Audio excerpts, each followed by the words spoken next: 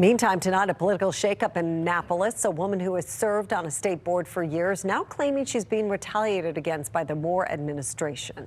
Fox 45's Mackenzie Frost spoke with that woman. Mackenzie joins us live from the newsroom with details. Mackenzie.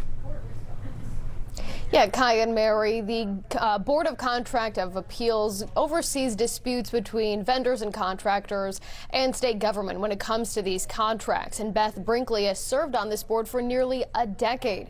But she says when she started to raise concerns about leadership and her husband spoke out about the budget crisis in Annapolis, her time on the board is coming to an end. Beth Brinkley says she's loved her time on the Board of Contract Appeals, dealing with disputes and resolving the issues. I really tried to do that, and I felt like the business community was finally getting a sense that they were being heard. But she says a leadership problem resulted her in fighting to stay in her seat. Well, my prayer would be for me to keep my job.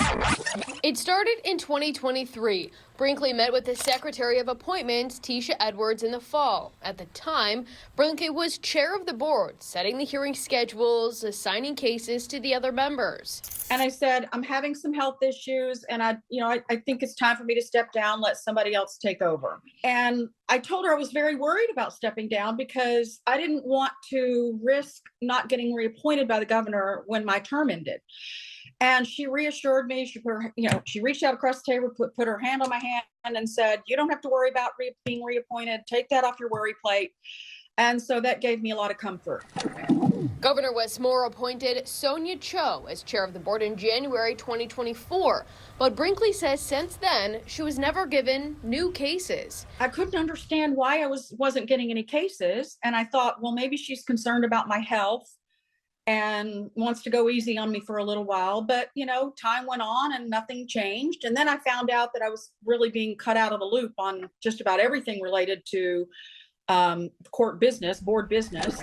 On January 23rd of 2025, Brinkley says she met with Secretary Edwards again, this time raising concerns about the lack of work. And she was quite shocked. She says, oh, we can't have that. You can't be on the payroll and not doing any work. And I was like, I want to do the work. I love this work.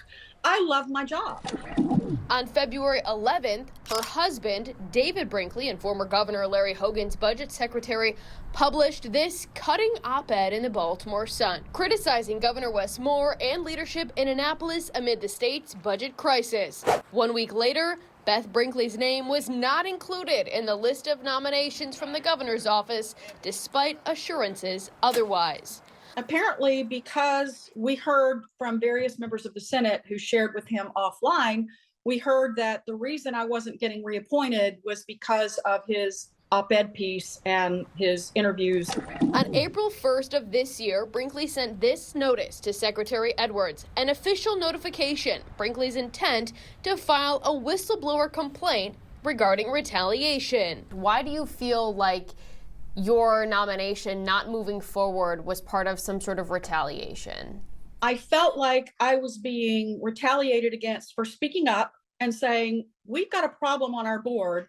We have a leadership issue that's not getting addressed. I didn't want the job. I already had the job. I gave that job up, a year before, but problems were not being addressed and there was nobody who supervises the chairman. The other, Brinkley claims, is rooted in politics. I'm not just going to roll over and not call attention to this wrong that's being done, not just to me, but to the state. I'm working on behalf of the taxpayers, the job that I do. Is there any surveillance? Now, we just received a statement from Governor Wes Moore's office in response to our questions, thanking Beth Brinkley for her service. The statement goes on to say the governor takes his appointments obligations seriously and appreciates all public servants for their time serving Maryland taxpayers. Now, Beth Brinkley says that the two people who have been nominated to serve on the board are slated for a final Senate vote on Friday. Live in the newsroom, Mackenzie Frost, Fox 45 News. Hey, I'm Mackenzie Frost. Thanks for watching. Don't forget to like this video and subscribe to our channel. Check out Fox Baltimore on all of our social media pages for more videos just like this.